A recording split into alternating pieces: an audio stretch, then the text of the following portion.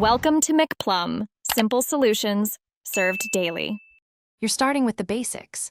Locate the Alcazar's wireless pad in the center tray or under the armrest and power the car to ACC or on.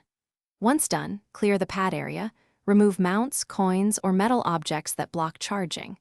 Make sure your phone's case isn't thicker than about 3 mm. If it is, take it off now. Plug any required USB or vehicle power if your trim needs it. This gets electricity to the pad, so charging can begin immediately. Next, place your phone flat and centered on the pad.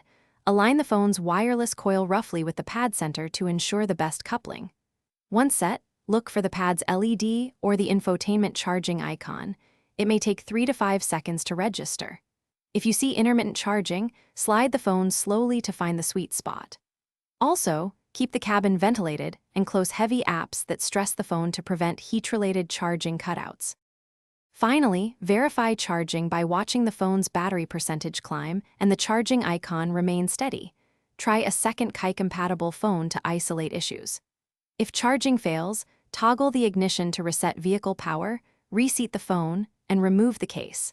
Then clean the pad surface of dust or debris. If problems persist, inspect the vehicle's relevant fuse or power outlet and contact your dealer for module diagnosis.